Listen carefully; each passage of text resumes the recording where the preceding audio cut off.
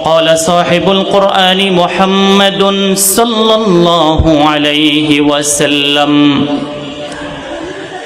إذا تزوج العبد فقد استكمل نصف الدين فليتق الله في النصف الباقي وقال النبي صلى الله عليه وسلم لا يزني الزاني حين يزني وهو مؤمن ولا يسرق السارق حين يسرق وهو مؤمن أو كما قال النبي عليه الصلاة والسلام آمنت بالله صدق الله العلي العظيم وصدق رسوله النبي الحبيب الكريم ونحن على ذلك من الشاهدين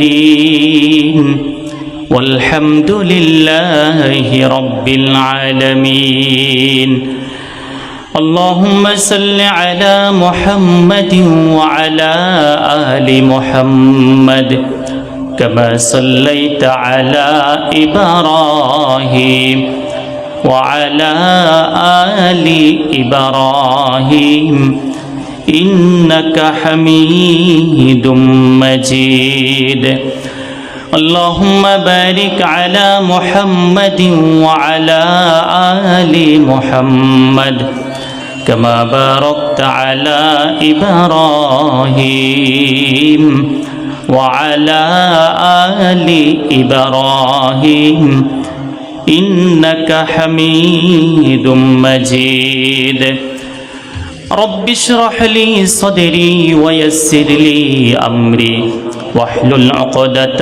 من لساني يفقه قولي আমি আপনাদের সম্মুখে পবিত্র কোরআন হতে দুটি স্থানের দুটি আয়াতের কিছু অংশ পাঠ করেছি। মহানবী সাল্লাল্লাহু আলাইহি ওয়াসাল্লামের অসংখ্য অগণিত আহাদিসে মুবারকা হতে দুটি হাদিস আপনাদের সম্মুখে পাঠ করেছি। মাহফিল ইন্তেজামিয়া কমিটির পক্ষ থেকে আমাকে যেই বিষয়ের দিকে ইঙ্গিত করা হয়েছে সেই বিষয়কে সামনে রেখে আল্লাহ তাআলাকে রাজি করার জন্য আমলের নিয়তে কিছু কথাবার্তা বলার খেয়াল করেছি। আল্লাহর কাছে তৌফিক চাই, আপনাদের কাছে দোয়া চাই। আল্লাহ যেন ইখলাসের সাথে বিশুদ্ধভাবে কিছু কথা বলার এবং শোনার তৌফিক দান করেন এবং আল্লাহ যেন আমাদের সবাইকে কোরআন ও হাদিসের উপরে আমল করার তৌফিক দান করেন, বলুন আমিন। এই বিয়ে অত্যন্ত গুরুত্বপূর্ণ একটি আমল।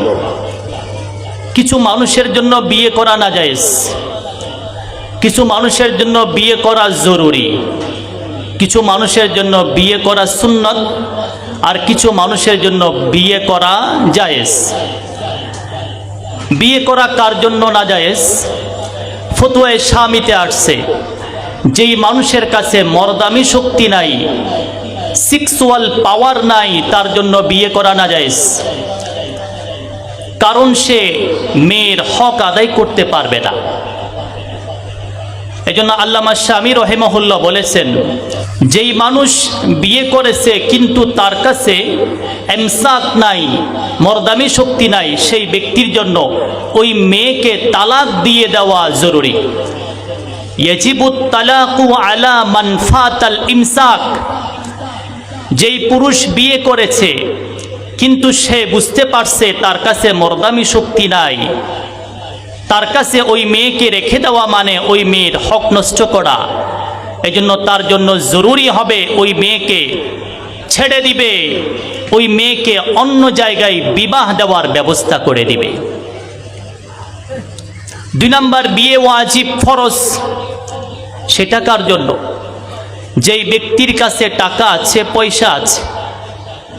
টাকা মানে কোটি টাকার মালিক হতে হবে না, যেই মেয়েকে বিয়ে করতেছে স্ত্রী ওয়াইফ, তার ভরণ পোষণ আদায় করতে পারবে, তারে খাবার দিতে পারবে, পোশাক দিতে পারবে, থাকার ব্যবস্থা করতে পারবে, এতটুক তৌফিক যার কাছে আছে এবং তার ভিতরে জৈবিক চাহিদা পরিপূর্ণভাবে রয়েছে, সে যদি বিয়ে না করে তাহলে সে জেনাতে লিপ্ত হবে। আপনারা দেখেছেন এই বাংলার জমিনের বিভিন্ন মেয়ে মানুষ 13 বছর 14 বছরের মেয়ে তারে নিয়ে গিয়ে ইফতিসিন করে, এরকম আছে না নাই? তাহলে এই মানুষগুলা বিয়ে না করার কারণে জেনাহে লিপ্ত হচ্ছে। তার কাছে যদি স্ত্রীকে লালন পালন করার মতো সামর্থ্য থাকে, আবার বিয়ে না করলে যদি সে জেনাহে লিপ্ত হওয়ার যথেষ্ট আশঙ্কা যদি থাকে, তাহলে তার জন্য বিয়ে করা জরুরি। 3 নাম্বার, যেই ব্যক্তির কাছে টাকা পয়সা তো আছে কিন্তু তার ভিতরে শারীরিক কামভাব হচ্ছে খুবই নর্মাল, সে যদি বিয়ে না করে তাহলে তার কোনো মনের ভিতরে কুমন্ত্রণা আসে না, এরকম মানুষ কিন্তু পাওয়া যাওয়া বড়ই দুষ্কর। যেই মানুষের কাছে বিয়ে না করলে মনের মধ্যে কুমন্ত্রণা আসে না, বর্তমান যুগ হিসাবে পাওয়া যাওয়া বড়ই দুষ্কর। এরপরও যদি কোনো আল্লাহওয়ালা বুজুর্গ যুবক পাওয়া যায় যার কাছে টাকা পয়সা সব আছে, ঘরবাড়ি, চাইলে বিয়ে করতে পারে, কিন্তু বিয়ে না করলে তার মনে স্ত্রীর প্রতি একটা আকর্ষণ যদি না থাকে, অর্থাৎ বিয়ে না করলে যদি সে জেনাহে লিপ্ত হওয়ার আশঙ্কা না থাকে, তাহলে তার জন্য বিয়ে করা ওয়াজিব নয়, বিয়ে করা ফরজ নয়। আশঙ্কা যদি কম থাকে তাহলে জায়েজ, নরমাল সুন্নত। এই হচ্ছে বিয়ের প্রকার। এবার হুজুর, বিয়ে করলে কি প্রয়োজন বিয়ে করার? বিয়ে করার গুরুত্ব কি ইসলামের মধ্যে? বিয়ে করা এটা অত্যন্ত গুরুত্বপূর্ণ, জরুরি একটি আমল, গুরুত্বপূর্ণ দামি আমল। বিয়ের গুরুত্বের উপর অনেক দলিল দিতে পারি, বেশি নয়, মাত্র 2টি দলিল দেওয়ার চেষ্টা করব। বিয়ে কেমন গুরুত্বপূর্ণ? 1 নাম্বার, পৃথিবীতে যত নবী আল্লাহ পাঠাইছেন, কিছু নবী রসুলের কিছু বিশেষ বিশেষ আমল আছে। যেমন মনে করুন, ইউসুফ নবীর যুগের আমল হলো একজন আরেকজনকে সিজদা করা। সূরা ইউসুফের মধ্যে আসছে, ইন্নী রাআইতু আহাদা আশারা কাওকাবাও ওয়াশ শামসা ওয়াল কমারা রাআইতুহুম লি সাজিদিন। সেখানে চাঁদ সূর্য সিজদা করেছে। আপনারা কি মনে করেন আমাদের নবীর এই যুগে, শেষ যুগে এখন এসে একজন আরেকজনকে সিজদা করতে পারবে? আগেরটা রহিত হয়ে গেছে। আদম নবীর যুগের মধ্যে ছিল আপন ভাই আপন বোনের মাঝখানে বিয়ে জায়েজ। আপনারা কি মনে করেন এখন আপন ভাই বোন বিয়ে করলে জায়েজ হবে না হারাম হবে? হারাম হবে। অনেক নবীর বিশেষ বিশেষ আমল ছিল, কিন্তু কিছু আমল এমন আছে যেগুলা সব নবী করেছে। সেরকম আমল হলো 4টা, যেই আমলগুলা সমস্ত নবী করেছে। 1 নাম্বার হলো বিয়ে, 2 নাম্বার হলো সারকামসিশন খতনা, 3 নাম্বার হলো মিসওয়াক করা, আর 4 নাম্বার হলো সুগন্ধ ব্যবহার করা। আবার একটু মুখস্থ করেন তো, 1 নাম্বার বিয়ে, 2 নাম্বার খতনা, 3 নাম্বার মিসওয়াক, 4 নাম্বার সুগন্ধ ব্যবহার করা। 4টি আমল সমস্ত নবীরা করছে। এখান থেকে বোঝা গেল বিয়ে করা সমস্ত নবীর সুন্নত। যেই জিনিস সুন্নত হয় সেটা আসান হয়, সহজ হয়, বোঝা গেল বিয়ে সহজ। যেটা সুন্নত হয় সেটা বরকতময় হয়, বোঝা গেল বিয়ের মধ্যে বরকত আছে। বিয়ে সুন্নত, বোঝা গেল আসান সহজ। বিয়ে সুন্নত, বোঝা গেল বিয়ের মধ্যে বরকত আছে। কিন্তু এই যুগের বিয়ে আসান নয়, সহজ নয়। বিয়ে যদি করতে চান কমপক্ষে 10-20 লক্ষ টাকা লাগে। সুন্নত আমল তো সহজ হওয়ার কথা। আল্লাহ নবীও তো বলেছেন, আজামুন নিকাহি বারাকাতান আইসারুহা মাউনা। যেই বিয়ের মধ্যে আসান যত বেশি, বরকত তত বেশি। কিন্তু এ যুগের বিয়ের মধ্যে গেট লাগে কেন? এ যুগের বিয়ের মধ্যে যৌতুক লাগে কেন? 500 আর 700 বরযাত্রী লাগে কেন? এগুলা কি আল্লাহ এবং তার নবী দিয়েছে নাকি মানুষেরা দিয়েছে? মানুষেরা দিয়েছে। যার কারণে আমাদের দেশের জালেম মানুষগুলা যৌতুকের নাম দিয়ে, কৌতুকের নাম দিয়ে, মেহেদি অনুষ্ঠানের নাম দিয়ে আজকের এই সুন্দর ইবাদত বিয়েকে কঠিন করে ফেলেছে। মনে রাখবেন, বিয়ে যখন সহজ হবে সমাজ থেকে জেনা উৎখাত হয়ে যাবে।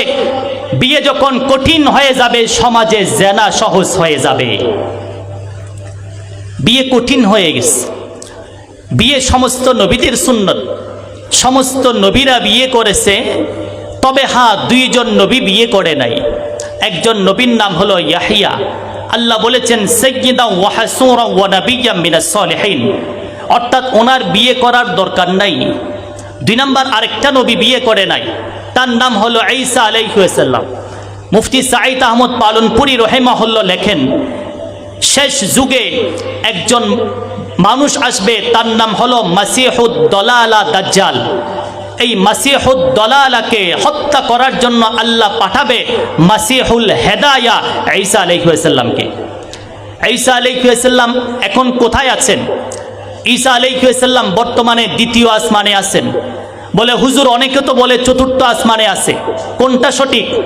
কিতাবের নাম উমদাতুল কারি, শরহে বুখারী। বদরুদ্দিন আইনি রাহিমাহুল্লাহ লিখেছেন আয়াহুমা, এখানে কয়েকটি শব্দ আছে। প্রথম শব্দ হলো হামজা, তার মানে প্রথম আসমানে যিনি আছেন তার নাম হলো আদম আলাইহিস সালাম। দ্বিতীয় অক্ষর হলো আইন, তার মানে দ্বিতীয় আসমানে যিনি আছে ঈসা আলাইহিস সালাম। তৃতীয় অক্ষর হলো ইয়া, তার মানে তৃতীয় আসমানে যিনি আছে ইউসুফ আলাইহিস সালাম। এরপরের অক্ষর হলো আবার আলিফ, তার মানে 4র্থ আসমানে আছে ইদ্রিস আলাইহিস সালাম। এরপরের অক্ষর হলো মিম, হা, তার মানে এরপরের আসমানে আছে হারুন আলাইহিস সালাম। এরপরের অক্ষর হলো মিম, তার মানে 6ষ্ঠ আসমানে আছে মূসা আলাইহিস সালাম। এরপরের অক্ষর আবার আলিফ, তার মানে শেষ আসমানে আছে ইব্রাহিম আলাইহিস সালাম। আয়াহুমা, ঈসা আলাইহিস সালাম 2য় আসমানে কেন? উনি এখানে খানা পিনা খায় না? উলামা কেরাম লেখেন না, খানা পিনা খায় না। কেন খায় না? কারণ মানুষ যখন যেই অবস্থায় চলে যায় সেই মানুষ সেই অবস্থা নিজের ভিতরে ধারণ করে। আমরা দুনিয়াতে আছি, দুনিয়াতে পায়খানা আছে, টয়লেট আছে, পেশাবখানা আছে। আপনি খানা খেয়েছেন, পেশাব করতে পারছেন। 2য় আসমানে কি পেশাবখানা আছে নাকি পায়খানা আছে? তো খানা খাইলে পেশাব করবে কোথায়, পায়খানা করবে কোথায়? সেখানে খানার দরকার নাই, জিকির করতেছে, জিকিরের অপর নাম হলো খাবার। ঈসা আলাইহিস সালাম ওইখানে কেন চলে গিয়েছে? কারণ ইহুদিরা ঈসা আলাইহিস সালামকে মারার জন্য চেষ্টা করেছে, যার কারণে আল্লাহ ওনাকে তুলে নিয়ে গিয়েছেন। শেষে আবার আসবে। আজকে বর্তমানে যারা ফিলিস্তিনের উপর স্টিম রোলার চালায়, তোমরা মনে রাখো, শেষে আবার আমাদের মাসিহুল হেদায়া আসবে। সমস্ত ইহুদি খ্রিস্টানকে, একজন ইহুদি খ্রিস্টানও থাকবে না, সবাইকে ধ্বংস করবে। ইহুদি খ্রিস্টান পালাবে, গাছের পিছনে গাছ বলবে ওয়ামি ওয়ারাই হাজারিন ইহুদিয়ুন, অর্থাৎ গাছের পিছনে ইহুদি আছে, খুযহু ফাকতুলহু, তারে ধরো, তারে হত্যা করো। সুতরাং ইহুদি খ্রিস্টান এই যুগে যারা ভারতে মুসলমানের উপর স্টিম রোলার চালাও, তোমরা মনে করিও না তোমরা স্বাধীন হয়ে গেছো। একটা সময় আসবে যখন তোমরা পালানোর জায়গা পাবে না। জোরে বলুন ঠিক কিনা? এই ইহুদি খ্রিস্টান আমাদের নবী আলাইহিস সালামের পূর্বের নবী ঈসা আলাইহিস সালামকে পায়তাড়া করেছে। আল্লাহ ওনাকে নিয়ে গিয়েছেন। শেষে আসবে, দাজ্জালকে খতম করবে, ইহুদি খ্রিস্টানকে খতম করবে, ইসলামের ঝান্ডা উড্ডীন করবে, বিয়ে করবে, সন্তান হবে, ইন্তেকাল করবে, তারপর ওনাকে গোসল দেওয়া হবে, কাফন পরানো হবে, জানাজা হবে, দাফন করা হবে। কোথায় দাফন করা হবে? আমাদের নবীর পাশে আছেন আবু বকর সিদ্দিকের কবর রাদিয়াল্লাহু আন, তার পাশে ওমরের কবর রাদিয়াল্লাহু আন, এর পাশে একটি কবরের জায়গা আছে, সেখানেই ওনাকে দফন করা হবে। সুবহানাল্লাহ।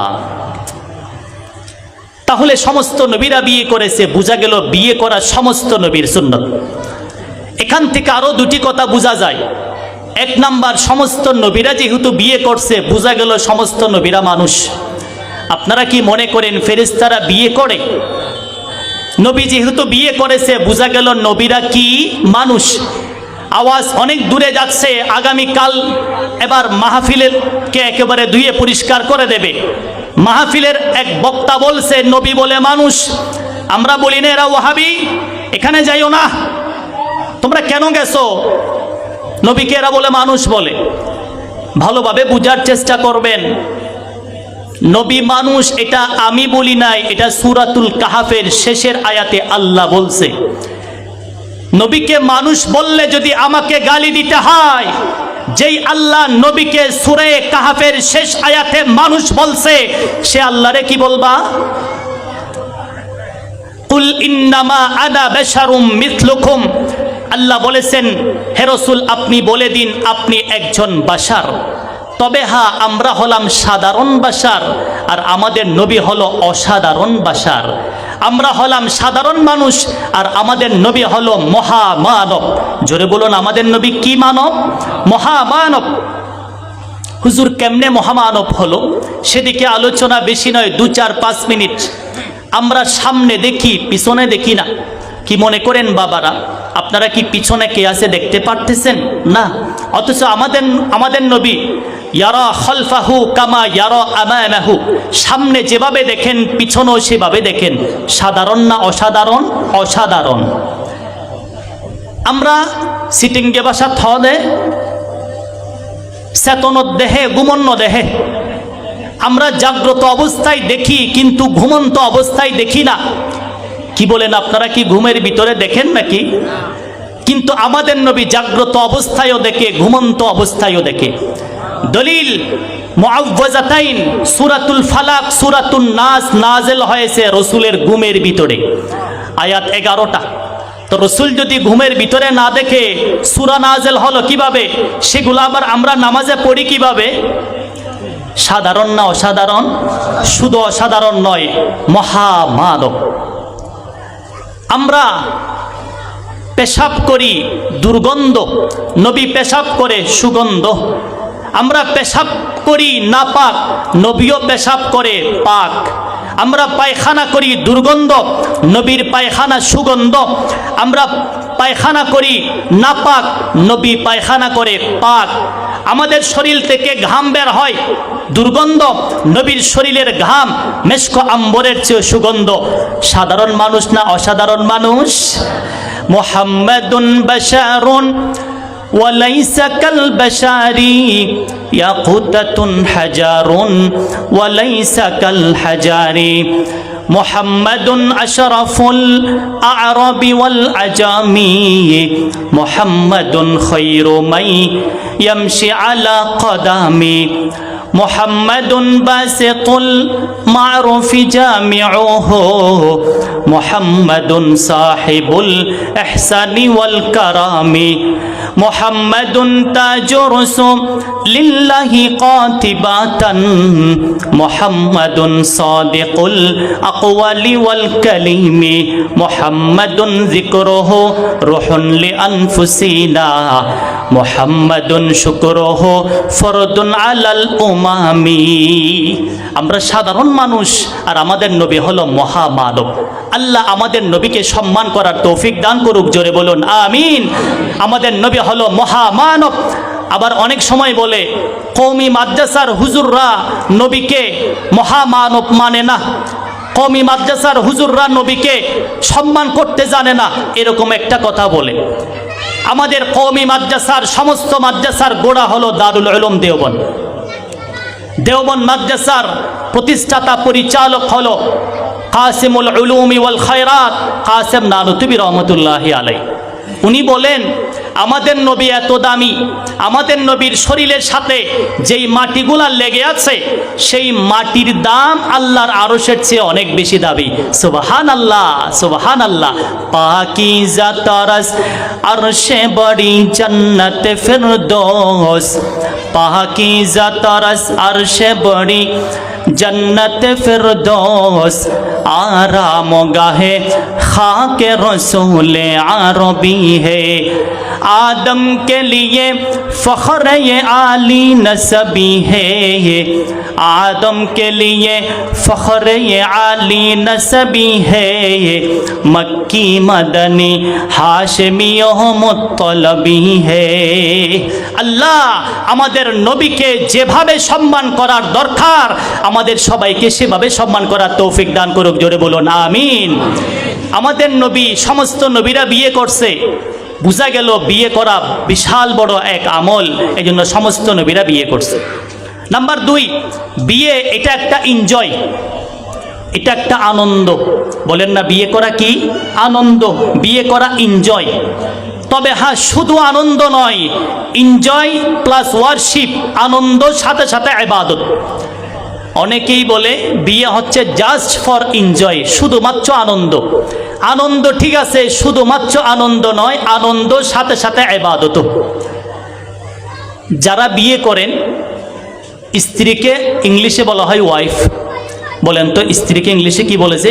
Wife, WIFE, wife. এটার ফুল মিনিং হলো ওয়ান্ডারফুল ইনস্ট্রুমেন্ট ফর এনজয়মেন্ট। তার মানে আনন্দ করার যা কিছু আল্লাহ দুনিয়াতে দিয়েছে সব কিছুর ভিতরে সবচেয়ে ওয়ান্ডারফুল সুন্দর হলো স্ত্রী, বিয়ে। সুবহানাল্লাহ। বিয়ে করলে আনন্দ শুধু দুনিয়াতে নয়, বিয়ে করলে আনন্দ জান্নাতেও আছে। বিয়ে একটা ইবাদত। এটা বোঝার জন্য দুটি হাদিস বলি। 1 নম্বর হাদিস, আল্লাহ নবী আলাইহি ওয়াসাল্লাম বলেছেন, ইযা তাযাওয়াজাল আবদু ফাকাদ ইসতাকমালা নিসফাদ-দ্বীন। কোন মানুষ যখন বিয়ে করে তখন তার অর্ধেক দিন পরিপূর্ণ হয়ে যায়। ফালইয়াত্তাকিল্লাহা ফিন নিসফিল বাকি, বাকি অর্ধেক দিনের ব্যাপারে আল্লাহকে ভয় করো। সুতরাং যদি কেউ বিয়ে করে তার দিন অর্ধেক পরিপূর্ণ হয়ে যায়। ইবাদত কিনা? ইবাদত। বুখারী শরীফ এবং মুসলিম শরীফের হাদিসে আসছে, 3 জন সাহাবী আল্লাহর নবীর কাছে আসছে। একজন এসে বলতেছে, আনা আসুমুদ দাহার লা আফতিরু, আমি সারা জীবন রোজা রাখবো, কখনো রোজা ভাঙবো না। আরেকজন এসে বলে, আমি সারা জীবন নামাজ পড়বো, লা আনামু, আমি কখনো ঘুমাবো না রাতের বেলায়। আরেকজন এসে বলল, আমি সারা জীবন ইবাদত করব, লা আতাজাওয়াজু, জীবনও বিয়ে করব না। 3 জনে 3 কথা বলেছে। একজনে বলেছে সারা জীবন রোজা রাখবে, কখনো রোজা ভাঙবে না। আরেকজন বলেছে সারা জীবন রাতের বেলা নামাজ পড়বে, কখনো ঘুমাবে না। আরেকজন বলেছে ইবাদত করবে, কখনো বিয়ে করবে না। আল্লাহর নবী শুনেছেন। আল্লাহর নবী জিজ্ঞেস করে, কি ব্যাপার, তোমরা কি বললা? বলে একজনে বলেছে, ইয়া রাসূলুল্লাহ, আমি সারা জীবন রোজা রাখবো। কথা কি খারাপ বলছে না ভালো বলছে? কি হন বাজি, হতা হারাপ হয় না, বালা হতা না হয়, কিন্তু বালার ভিতরে হারাপ আছে। ছোট ছোট ফলে মাঝের মধ্যে দুষ্টামি করে, হদে এই ফুতুনিয়া ইবেদর ইবেদর দর দত্তু গিয়ে ইবেদরে দি মনে করেছে আসলে ভালো, কিন্তু ভালোর নাম দিয়ে এর ভিতরে খারাপ আছে। সারা জীবন রোজা রাখা এটা ইসলাম বলে নাই। 5 দিন তো রোজা রাখা হারাম, 2 ঈদের দিন, কোরবানি ঈদের পরে আরো 3 দিন, মোট কয় দিন? 5 দিন। দলিল, লা তাসুমু ফি হাযিহিল আইয়াম ফাইন্নাহা আইয়ামু আকলিন ওয়া শুরবিন ওয়া বিআল। রাসূল বলেন, এই 5 দিন রোজা রাখিও না, এই 5 দিন আল্লাহর পক্ষ থেকে জিয়াফত দেওয়া হয়েছে, খাবার খাও। আইয়ামু আকলিন, খাবারের দিন, ওয়া শুরবিন, পান করার দিন, ওয়া বিআল, স্ত্রী সহবাসের দিন। তাহলে এই 5 দিন তো রোজা রাখাই যাবে না। আর সারা জীবন যদি রোজা রাখে তাহলে সে দুর্বল হয়ে যাবে। আরেকজনকে জিজ্ঞেস করে, তুমি কি বলছো? সে বলে, আমি বলেছি সারা রাত আমি ঘুমাবো না, সারা রাত আমি ইবাদত করব। আল্লাহ নবী বলেন, আনা আখশাকুম বিল্লাহ ওয়া আতকাকুম লিল্লাহ, আমি তোমাদের চেয়ে আল্লাহরে বেশি ভয় করি। কি মনে করেন সাহাবায়ে কেরাম আল্লাহরে বেশি ভয় করে নাকি আমাদের নবী বেশি ভয় করে? অবশ্যই আমাদের নবী বেশি ভয় করে। সাহাবায়ে কেরাম বেশি মুত্তাকি বান্দা নাকি আমাদের নবী বড় মুত্তাকি বান্দা? আমাদের নবী বলেন, আমি হলাম সাইয়্যিদুল মুরসালিন, আমি তো শাফিউল মুজনিবিন, আমি তো রাহমাতাল লিল আলামিন, আমি আল্লাহরে বেশি ভয় করি। আমি আল্লাহকে বেশি ভয় করার পরেও রাতের বেলায় 3 কাজ করি। 1 নাম্বার রাতের 1 ভাগে ঘুমাই, 2 নাম্বার আরেক ভাগে স্ত্রীর হক আদায় করি, 3 নাম্বার আরেক ভাগে আল্লাহর হক আদায় করি। শুধু ইবাদত নয়, ইবাদত মানে আল্লাহর হক, বউয়ের হক আদায় করতে হবে, আবার ঘুমাতে হবে, শরীরের হক আদায় করতে হবে।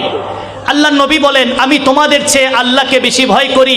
মনে রাখিও, আমি একদিন রোজা রাখি, আবার মাঝে মাঝে রোজা ছেড়েও দেই, সুতরাং লাগাতার রোজা রাখা যাবে না। ও আমার সাহাবী, মনে রাখো, আমি আল্লাহকে তোমাদের চেয়ে বেশি ভয় করি। আমি বিয়ে করেছি, আমার স্ত্রী আছে 9 জন, মতান্তরে 11 জন। আমার ছেলে আছে তৈয়ব, তাহের, কাসেম, ইব্রাহিম, আব্দুল্লাহ, 5 ছেলে। আমার মেয়ে আছে উম্মে কুলসুম, রোকাইয়া, ফাতেমা, জৈনাব। মেয়ে আছে 4টা, ছেলে আছে 5টা, স্ত্রী আছে 9টা। তো আমি যদি আল্লাহরে বেশি ভয় করে সাইয়্যিদুল মুরসালিন হয়ে যদি বিয়ে করতে পারি, তোমরা কেন বিয়ে করতে পারবে না? আমি সাইয়্যিদুল মুরসালিন হয়ে যদি রাতের বেলায় ঘুমাতে পারি, তোমরা কেন ঘুমাবে না? আমি সাইয়্যিদুল মুরসালিন হয়ে যদি মাসের মধ্যে রোজা ছাড়তে পারি, তোমরা কেন ছাড়বে না? এই হাদিস থেকে বোঝা গেল বিয়ে করা আল্লাহর নবীর বিশেষ একটা আমল। এজন্য বিয়ে করবেন তো ইনশাআল্লাহ। বুড়া বুড়া মানুষেরা বলতেছে যে আমরা কি বিয়ে করব, আমরা তো বুড়াই হয়ে গেছি। আপনারা বিয়ে না করলেও আপনাদের ছেলে মেয়েদেরকে বিয়ের ব্যবস্থা করে দেবেন। আল্লাহ তৌফিক দান করুক, জোরে বলুন আমিন। তাহলে এই 2 হাদিস থেকে বুঝলাম বিয়ে ইবাদত। আচ্ছা, রোজা এক ইবাদত, নামাজ ইবাদত, হজ ইবাদত, যাকাত ইবাদত। কি মনে করেন রোজা ইবাদত কিনা? ইবাদত। রোজা কোন মাসে রাখে? যে রমজান মাসে। জান্নাতের মধ্যে যদি আপনারা যান, জান্নাতে কোন মাসে রোজা রাখবেন? জান্নাতে রোজা আছে নাকি? দুনিয়াতে নামাজ পড়েন 5 ওয়াক্ত। আল্লাহ যদি জান্নাতে যাওয়ার তৌফিক দান করে, জান্নাতে নামাজ পড়বেন কয় ওয়াক্ত? সেখানে কোনো নামাজ নাই। দুনিয়াতে যাকাত দিয়েছেন, জান্নাতে গেলে যাকাত দিতে হবে। দুনিয়াতে হজ করেছেন, জান্নাতে গেলে কি হজ করতে হবে? আরে ভাই, হজ করতে গিয়েছেন, কাবা শরীফ দেখেছেন, যদি জান্নাতে যান ডাইরেক্ট আল্লাহরে দেখে ফেলবেন, হজ আর কি করবেন? তাহলে জান্নাতে নামাজ নাই, জান্নাতে রোজা নাই, জান্নাতে হজ নাই, জান্নাতে যাকাত নাই, কিন্তু জান্নাতে বিয়ে আছে। জান্নাতে বিয়ে আছে। আল্লাহ বলেছেন, ওয়ালাহুম ফিহা আজওয়াজুম মুতাহহারা ওয়া হুম ফিহা খালিদুন। আল্লাহ বলেন, জান্নাতে আমি তোমাদের জন্য পবিত্র মেয়ের ব্যবস্থা করে দেব। সুবহানাল্লাহ। জান্নাতে বিয়ে আছে। ভালো করে খেয়াল করেন, নামাজ জান্নাতে নাই, সেই হিসাবে নামাজের চেয়ে বিয়ে ছোট ইবাদত না বড় ইবাদত? বড় ইবাদত। এমনি নামাজের এক দিক দিকে তাকালে নামাজ বড় ইবাদত, কিন্তু এই দিক থেকে তাকালে বিয়ে নামাজের চেয়ে বড় ইবাদত। এটা হচ্ছে ফরকে এতেবারি, হাইসিয়তের ফরক। একটা মেসাল দিলে বুঝবেন। মনে করুন একটা মানুষ, এটার নাম হলো আব্দুল্লাহ, তার বাবা আছে আবার তার ছেলে আছে। বাবার দিকে তাকালে সে ছেলে, নাও বুঝেন ফানলার ইবেতন বাপ আছে আবার ফুয়া আছে। বাপর মিককে চাইলি ইবে ফুয়া, আবার ইবেতন ফুয়া আছে দিকে চাইলি বাপ। বাবার দিকে তাকালে সে ছোট, কিন্তু তার ছেলের দিকে তাকালে সে বড়। এটার নাম হলো ফরকে এতেবারি। নামাজ এক পর্যায়ে অনেক বড় ইবাদত, কিন্তু এই ক্ষেত্রে গিয়ে বিয়ে নামাজের চেয়ে বড় ইবাদত। আপনারা এবার বলুন তো ভাইয়েরা, নামাজের ভিতরে যখন মানুষ মসজিদের ভিতরে নামাজ পড়ে, মসজিদের ভিতরে কি ঢোল তাপলা আছে নাকি? যদি কেউ ঢোল তাপলা বাজায় তাহলে তারা এলাকাতে রাখবে? তো রোজা, নামাজ, হজ, যাকাত এগুলোর চেয়ে বড় ইবাদত বিয়ে। তো রোজার মধ্যে ঢোল তাপলা নাই, নামাজের মধ্যে ঢোল তাপলা নাই, বিয়ের মধ্যে ঢোল তাপলাটা কোত্থেকে আসছে? বিয়ে হচ্ছে মহা এক ইবাদত। বিয়ে করলে কি লাভ হবে? 1 নাম্বার, যদি কেউ বিয়ে করে আল্লাহ তাকে ফকির থেকে কোটিপতি বানিয়ে দেবে। জোরে বলুন সুবহানাল্লাহ। এখন আমাদের দেশের মানুষেরা কি করে জানেন, ছেলে যখন বলে আব্বা আমার বিয়ের দরকার হয়েছে, বিয়ে করে দেন, ডাইরেক্ট সরাসরি তো বলে না, জায়েজ না জায়েজের মাসালা পড়ে শুধু মেসাল বুঝাচ্ছি। অনেক সময় বাবিরে বলে, বাবি আমার আব্বা আমার ভাইয়াকে একটু বলেন যেন আব্বাকে বলে একটু বিয়ের দরকার আছে। তো বাবা কি বলে, নিজের পায়ে নিজে দাঁড়াইলে তারপর বিয়ে করবি। এতদিন ধরে কার পায়ে দাঁড়াইছে? এতদিন ধরে নিজের পায়ে নিজে দাঁড়ায় নাই। কোটিপতি না হলে আজকে বিয়ে করিয়ে দেয় না। মনে রাখবেন, কি বলে এস্টাবলিশ হতে হবে তারপর বিয়ে করতে হবে। আরে ভাই, এস্টাবলিশ হয়ে বিয়ে করবে না, বিয়ে করলে আল্লাহ তাকে এস্টাবলিশড বানিয়ে দিবে। সুবহানাল্লাহ। আল্লাহ বলেছেন তোমরা বিয়ে করো, ওয়া আনকিহুল আয়ামা মিনকুম ওয়াস-সালিহিনা মিন ইবাদিকুম ওয়া ইমাইকুম ইন ইয়াকুনু ফুকারা ইউগনিহিমুল্লাহু মিন ফাদলি। আল্লাহ বলেন তোমরা বিয়ে করো, যদি তোমরা দরিদ্র হয়ে থাকো আল্লাহ দয়া করে তোমাদেরকে ধনী বানিয়ে দিবে। সুবহানাল্লাহ। হাদিসে পাকে আসছে, এক ব্যক্তি নবীর কাছে আসছে, এসে বলতেছে ইয়া রাসূলুল্লাহ, টাকা নাই, পয়সা নাই, চলতে পারি না, কি করব একটু আমাকে উপায় দেখিয়ে দিন। আল্লাহ নবী বলে যাও বিয়ে করো। সে বলে আমাদের বাসায় বলতেছি হুজুর, নিজেই চলতে পারি না, বিয়ে করলে নিজের বউকে কোত্থেকে চালাবো? ওই অনেক মানুষেরা দেখেন না, তারা গেঞ্জি পরে, গেঞ্জির মধ্যে লিখে দেয় পিছনে আই এম সিঙ্গেল, তার মানে এখনো কি করে নাই, বিয়ে করে নাই। কিন্তু কথা হলো অনেক সময় এই গেঞ্জি আবার নানারাও পরে, তার পিছনে লেখা আছে আই এম সিঙ্গেল। সে কিরকম সিঙ্গেল আল্লাহ ভালো জানে। হুজুর যখন হবে দুই পা যেদিকে মনে চায় সেদিকে যা, বিয়ে করি নাই, যেদিকে মনে চায় সেদিকে যাওয়া যায়। যখন হবে চার পা ভাত পানি দিয়া যা, নিজের দুই পা বউয়ের দুই পা। যখন হবে ছয় পা, কোথায় যাও আব্বা?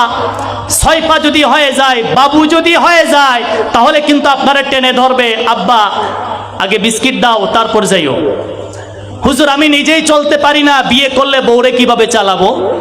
আল্লাহ নবী বলেন এত কথা বলিও না। আল্লাহ বলেছেন ইউগনিহিমুল্লাহু মিন ফাদলি, আল্লাহ দয়া করে বিয়ের মাধ্যমে তোমাকে ধনী বানিয়ে দেবে, বিয়ে করো। বিয়ে করেছে, আরো গরিব হয়ে গেছে। আল্লাহ নবীর কাছে এসে বলতেছি ইয়া রাসূলুল্লাহ, বলছিলাম না বেশি কষ্টে আছি। আল্লাহ নবী বলে যাও আরেকটা করো। কেমন কথা, সে আরেকটা করছে, আরো দুঃখ গরিব হয়ে গেছে।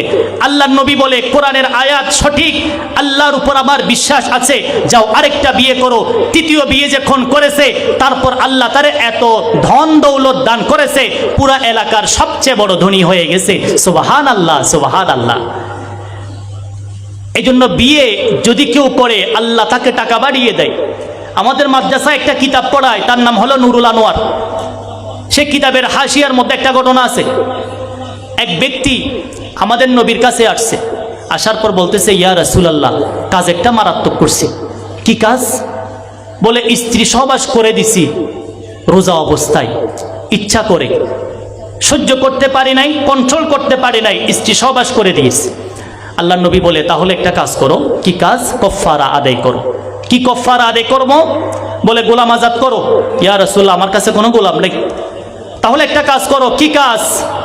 ফাসিয়ামু শাহরাইনি মুতাতাবিআইন, 2 মাস লাগাতার রোজা রাখো।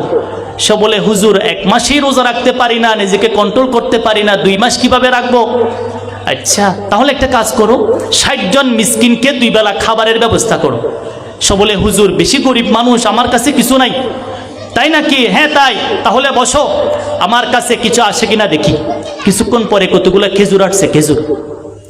আল্লাহ নবী তারে ডাকছে, দেখো এই খেজুর আমি ভাগ করে দিয়েছি, 60 জনের জন্য 2 বেলা খাবার হবে, যাও ওগুলা নিয়ে যাও। কফারা আদায় করো, না হলে আল্লাহ মারবে, আল্লাহ নারাজ হবে, জাহান্নামে দেবে। সে বলতেছে হুজুর 1 মিনিট কি কথা বলতে পারি? হ্যাঁ বলো না, কি বলবে? সে বলতেছে হুজুর আমি যে এইগুলা দিব, কারে দিব? আমার চেয়ে গরিব মানুষ পুরো এলাকাতে আর নাই। আপনারা যেমন হেসে দিয়েছেন, আল্লাহর নবীও হেসে দিয়েছে। আল্লাহর নবী হেসে দিয়ে বলে যাও এগুলা তুমি আর তোমার ছেলে মেয়েরা খাও, ইনশাআল্লাহ কফারা আদায় হয়ে যাবে। সুবহানাল্লাহ। বিয়ে যারা যারা করবেন আল্লাহ আপনাকে কোটিপতি বানিয়ে দেবে। আল্লাহ সবাইকে এই আমল করার তৌফিক দান করুক, জোরে বলো না আমিন। বিয়ে যদি করেন আরেকটা লাভ হবে, হায়াত পাবেন, হায়াত পাবেন, বেশি দিন বাঁচবেন। বলে হুজুর এটা আবার কেমন কথা? দেখিয়েন যে সমস্ত যুবকরা মারা যায় বেশিরভাগ হচ্ছে অবিবাহিত। কারণ সে যখন মোটর সাইকেল চালায় তার মনে হয় যেন সে বিমান চালাচ্ছে, শুধু কাটে, শুধু ক্রস করে, শুধু পাস করে, কাটতে কাটতে নিজের জীবনকে কেটে কবরে চলে যায়। কারণ তার তো বউ নাই, তার তো ছেলে নাই, তার তো পিছু টান নাই। এবার যদি ওই যুবক বিবাহিত হয়, তার যদি ছেলে মেয়ে থাকে, তাহলে সে কাটার সময়ও বুঝে শুনে কাটবে, গাড়ি চালানোর সময় বুঝে শুনে চালাবে, কাজ করার সময় বুঝে শুনে করবে। এই জন্য যারা বিবাহিত যুবক, আল্লাহ তাদেরকে হায়াত দান করে, সুবহানাল্লাহ। বিয়ে করলে কি লাভ হবে? বিয়ে করলে আরেকটা গুরুত্বপূর্ণ লাভ হচ্ছে, যারা যারা বিয়ে করবেন, এই বিয়ের মাধ্যমে আদম খেত হবে, বকায়ে নসলে ইনসানি, তার মানে পৃথিবীতে মানুষ আসার ধারাবাহিকতা ঠিক থাকবে। বিয়ে করলে সন্তান হবে, সন্তান হলে দুনিয়াতে মানুষ আসবে। বিয়ে যদি না করেন তাহলে সন্তান হবে না, দুনিয়া আস্তে আস্তে ধ্বংস হয়ে যাবে। পৃথিবীর ইতিহাসের প্রথম মানুষের নাম হলো আদম আলাইহিস সালাম। ওনাকে যখন আল্লাহ বানিয়েছেন, ওনার আশেপাশে কেউ নাই। আল্লাহ ওনার বাম পাশের পাজরের বাঁকা হাড্ডি থেকে একটা মেয়ে বানিয়েছেন, তার নাম হলো হাওয়া আলাইহাস সালাম।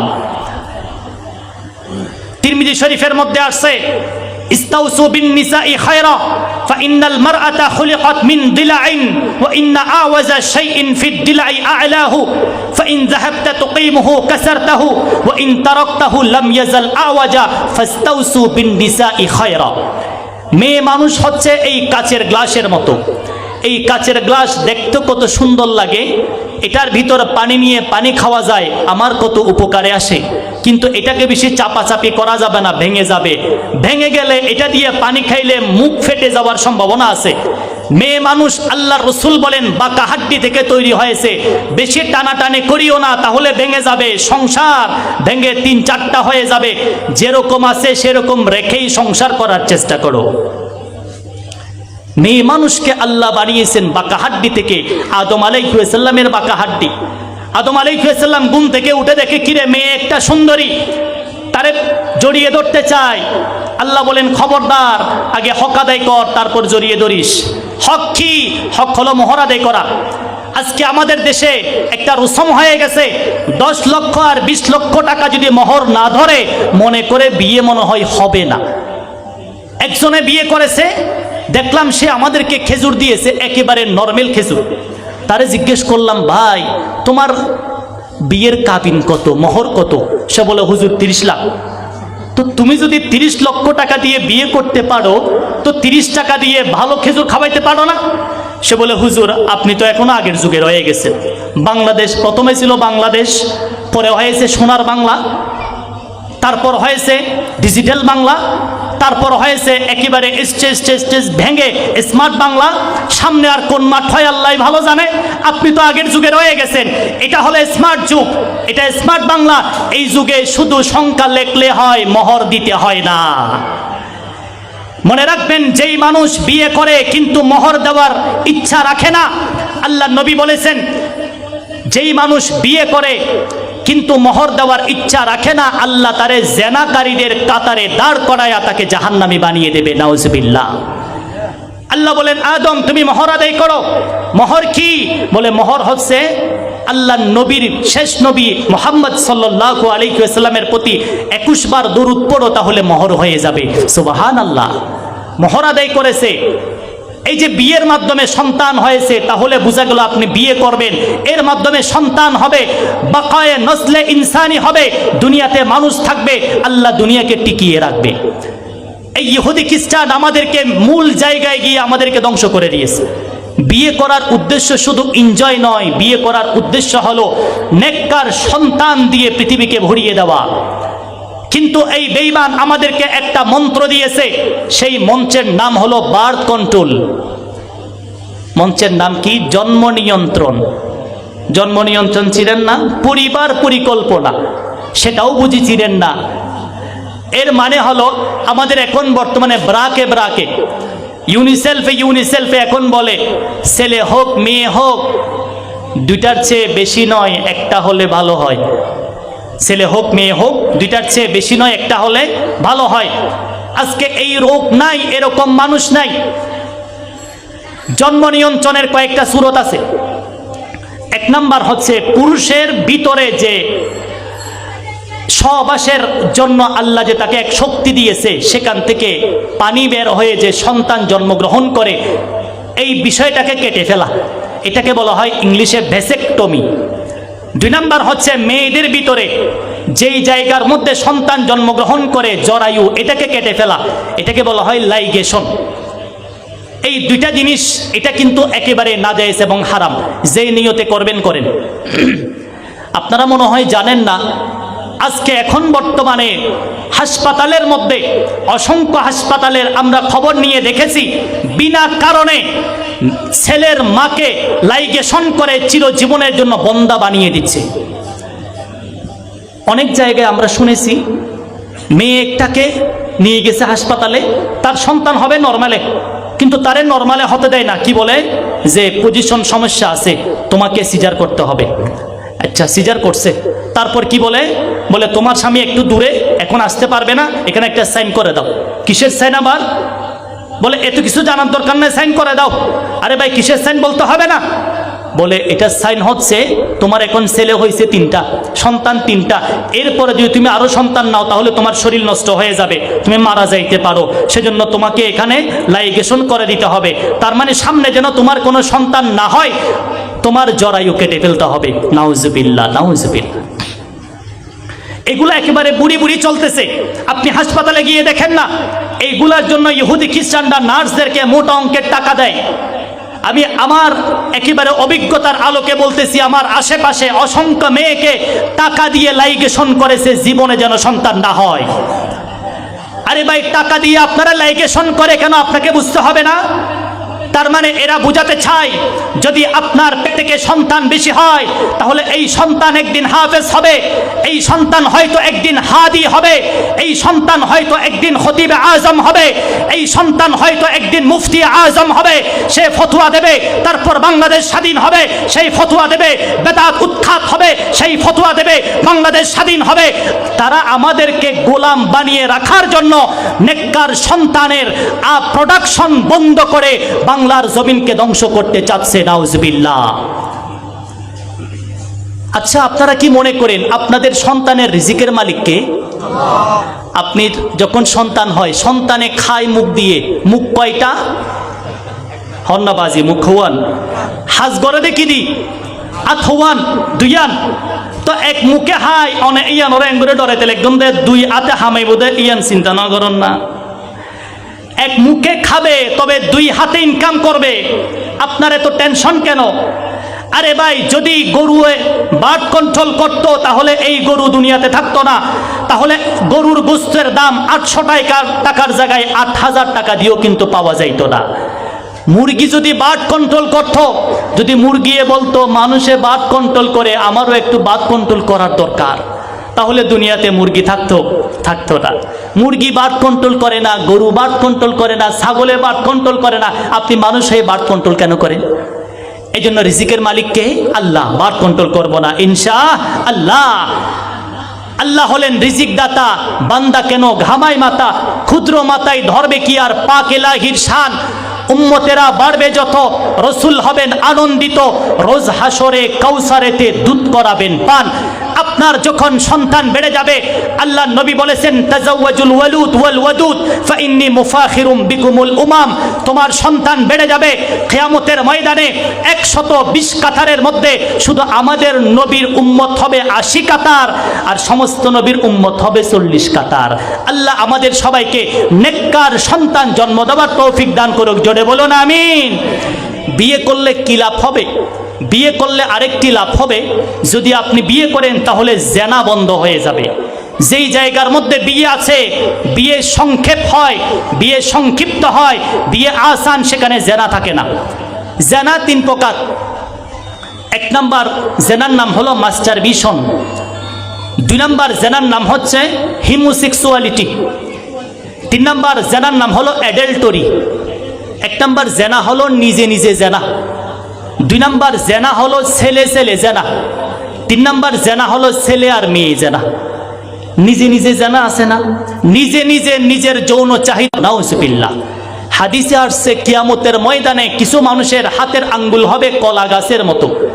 আরে ভাই তুমি মানুষ ছোট, আঙ্গুল কেন বলো বড়? সে বলবে, কি বলে যে আপনার ফেরেশতারা বলবে যে ওই মানুষটা নিজের হাত দিয়ে যৌন চাহিদা নিবারণ করত, এই জন্য কিয়ামতের ময়দানে আল্লাহ তারে লজ্জা দেওয়ার জন্য তার হাতের আঙ্গুলকে বড় করে দিবে। নাউজুবিল্লাহ, নাউজুবিল্লাহ। এই জন্য 1 নাম্বার, নিজে নিজে জানা করা যাবে না। নাম্বার 2, ছেলে ছেলে জানা, এটা তো বেশি মারাত্মক। ছেলে ছেলে জানা, মেয়ে মেয়ে জানা, এটা বেশি মারাত্মক। কেমন মারাত্মক?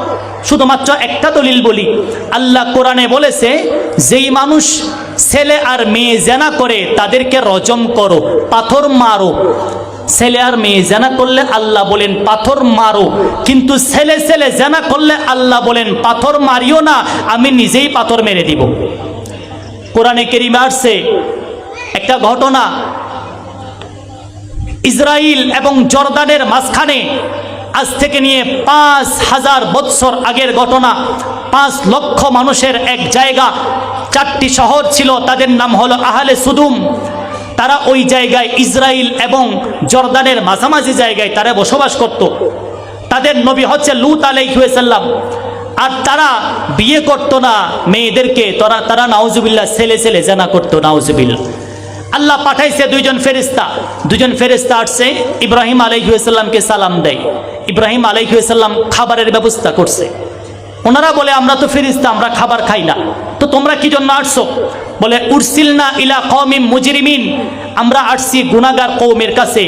এই যে মানুষগুলা যারা নাউজুবিল্লাহ ছেলে ছেলে জানা করে, তাদেরকে ধ্বংস করার জন্য আসছি।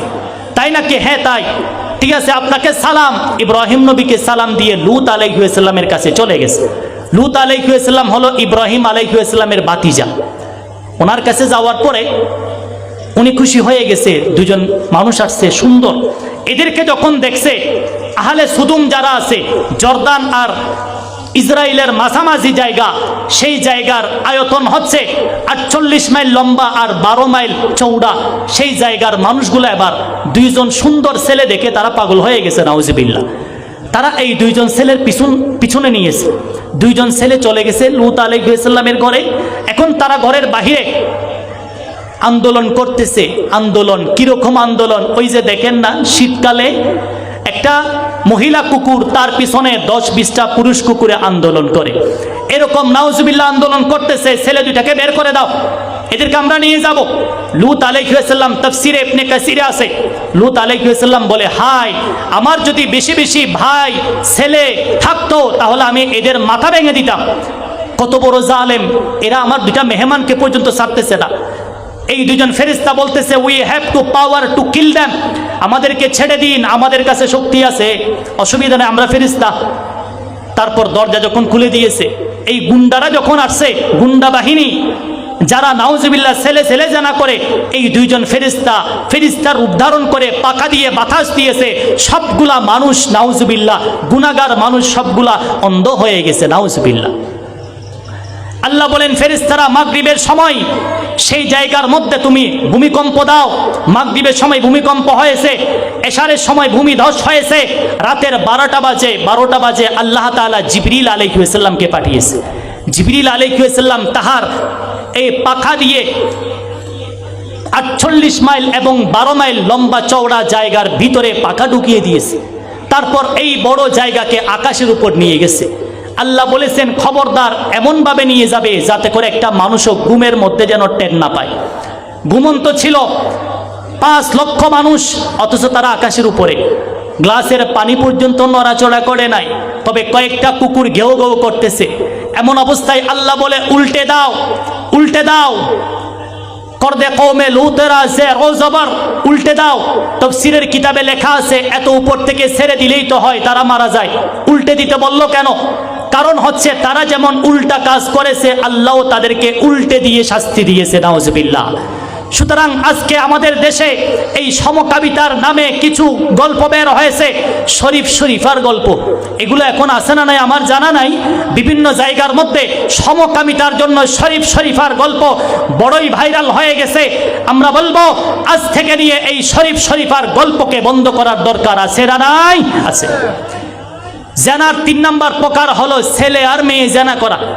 এই জেনা বড় মারাত্মক। আল্লাহ বলেছেন লা তাকরাবুজ জিনা ইন্নাহু কানা ফাহিশা ওয়া সাআ সাবিলা। উলামায়ে কেরাম লিখেছেন এই জেনার ব্যাপারে, যারা জেনা করে জেনার কারণে দুনিয়াতে ভালো মানুষ আসে না, দুনিয়ার মানুষগুলা সবগুলা জারত হয়ে যায়। দুনিয়াতে তসলিমা নাসরিনের মতো মানুষ আসে। আমি নাম বলতেছি না, গত কয়েকদিন আগে আমাদের তসলিমা নাসরিনের এক বোন, আপন বোন নয়, ওনার মতো কাজ করে সেজন্য বোন আমাদের কোরআন নিয়ে অবমাননাকর কথা বলেছে, নাউজুবিল্লাহ। এজন্য যারা জেনা ছেলে আর মেয়ে করে তাদের ব্যাপারে হাদিসে আসছে, আল্লাহর নবী যখন মেরাজে গিয়েছে একটা বড় চুলার ভিতরে আগুন ছিল, ভিতর থেকে মানুষগুলা উপরে উঠে আবার নেমে যায়। জিবরিলকে জিজ্ঞেস করেছে তারা কারা? জিবরিল আলাইহিস সালাম বলেন এরা হলো ওই মানুষ যারা নাউজুবিল্লাহ ছেলে আর মেয়ে জেনা করতেছে, নাউজুবিল্লাহ। শেষ কথা, হুজুর এই জেনাকে আপনি বন্ধ কিভাবে করবেন? জেনা বন্ধ করার 1 নাম্বার উপায় হচ্ছে আমাদের দেশে স্কুল কলেজ ভার্সিটিতে ছেলে আর মেয়ে একসাথে সহশিক্ষা যদি বন্ধ করা না হয়, ওয়াজ চলবে কিন্তু জেনা বন্ধ হবে না। শুধু ওয়াজ আর চিল্লাইলে কাজ হবে না, সেখানে গিয়ে কাজ করেন। ছেলে আর মেয়ে একসাথে সহশিক্ষা বন্ধ করার দরকার আছে না নাই? আজকে স্কুল কলেজের কথা কি বলবেন? অনেক সরকারি মাদ্রাসার মধ্যেও তো ছেলে আর মেয়ে একসাথে বসার ব্যবস্থা আছে। আজকে আপনি হাসপাতালে যান, সেখানে ছেলের চিকিৎসা করে মেয়ে, মেয়ের চিকিৎসা করে ছেলে। একটা ছোটখাটো স্কুল, সেখানে দেখা যায় প্রাইভেট দেয়, ছেলেকে মেয়ে পড়ায়, মেয়েকে ছেলে পড়ায়, অঘটন হয়, দেশের মানুষ জারদ সন্তান হিসেবে রূপান্তর হচ্ছে। সুতরাং আমাদের দেশের যতগুলা শিক্ষা প্রতিষ্ঠান আছে, যতগুলা কলেজ আছে, যতগুলা ভার্সিটি আছে, যতগুলা হাসপাতাল আছে, যদি ছেলে আর মেয়ের আলাদা প্ল্যাটফর্মের ব্যবস্থা না করা হয়, এই দুনিয়ার জমিন থেকে জেনা বন্ধ করা যাবে না। 2 নাম্বার হচ্ছে যদি আপনি জেনা বন্ধ করতে চান, তাহলে ছেলেকে ছেলের জায়গায়, মেয়েকে মেয়ের জায়গায় রাখতে হবে। এর মানে কি? মেয়ের জায়গা হলো ঘর আর ছেলের জায়গা হলো ঘরের বাহিরে। তার মানে অপরিচিত ছেলে, বেগানা ছেলে মেয়ের কাছে যাবে না, আর মেয়েরা বেগানা ছেলের কাছে যাবে না। সেদিকে দলিল দিচ্ছি না। আল্লাহর নবী বলেন ইয়াকুম ওয়াদখুল আলান নিসা, খবরদার পুরুষেরা তোমরা কখনো মেয়েদের কাছে যাবে না। এক ব্যক্তি বলতেছে আফারাআইতাল হামওয়া ইয়া রাসূলুল্লাহ, আপনি কি মনে করেন দেবর আর ভাবি তারা কি একে অপরের কাছে যাবে না? আল্লাহ রাসূল বলেছেন আল হামু আল মাউত। আরে তুমি কি বললে এটা? দেবর আর ভাবি তারা তো মৃত্যুর মতো, তারা তো আজরাইলের মতো, তারা তো মৌতের মতো। মৃত্যুকে যেমন মানুষেরা ভয় করে, দেবর আর ভাবি একে অপরকে সেভাবে ভয় করার দরকার আছে। সুতরাং যদি আপনি মেয়েদেরকে মেয়েদের জায়গায় রাখেন আর ছেলেরা যদি ছেলেদের জায়গায় থাকে, আল্লাহ বলেন ইযা সাআলতুমুহুন্না মাতাআন ফাসআলুহুন্না মিন ওয়ারাই হিজাব, যদি কিছু খোঁজার দরকার হয় ছেলেরা পর্দার এই পাশ থেকে খুঁজিও, পর্দার ভিতরে যাইও না। যদি আপনি ছেলেদেরকে ছেলেদের জায়গায় রাখেন, মেয়েদেরকে মেয়েদের জায়গায় রাখেন, আশা করি এই দুনিয়া থেকে জেনা বন্ধ হয়ে যাবে ইনশাআল্লাহ। কিন্তু সমস্যা হলো অভিভাবকগুলা ছেলেদেরকে ছেলেদের জায়গায় রাখতে দেয় না, মেয়েদেরকে মেয়েদের জায়গায় রাখতে দেয় না। দোষ হলো অভিভাবকের। ছেলেরা মেয়েদের কাছে যায় কিভাবে? মেয়েরা ছেলেদের কাছে যায় কিভাবে? ছেলেদের অভিভাবক নাই, ছেলেদের বাবা নাই, মেয়েদের বাবা নাই। তো মেয়ের বাবা যদি মেয়েকে কন্ট্রোল করে, ছেলের বাবা যদি ছেলেকে কন্ট্রোল করে, ছেলে মেয়ে একে অপরের দেখাও হয় না, জেনাও হয় না। কিন্তু আজকে আমাদের দেশে অভিভাবকগুলা সচেতন নয়। আল্লাহ নবী সাল্লাল্লাহু আলাইহি ওয়াসাল্লাম বলেছেন, এই কথা বলে শেষ, 3 প্রকার মানুষের জন্য জান্নাত হারাম হয়ে গিয়েছে। সালাসাতুন কদ হারামাল্লাহু আলাইহিমুল জান্নাহ। 1 নাম্বার হলো মুদিমিনুল খামর, যারা মদ পান করে, ড্রিঙ্কিং করে, যারা মাদকাসক্ত, যারা ইয়াবা সেবন করে, যারা ফেনসিডিল খায়, তাদের জন্য জান্নাত হারাম হয়ে গিয়েছে। 2 নাম্বার হলো ওয়াল আক লিওয়ালিদাইহি, যারা মা বাবার নাফরমান সন্তান। তুমি হাফেজ, তুমি আলেম, তুমি মুফতি, তুমি তাবলীগওয়ালা, তুমি যেই হও না কেন, তুমি যদি মা বাবার নাফরমান হও, তোমার জন্য আল্লাহর জান্নাত হারাম হয়ে যাবে। নাম্বার 3,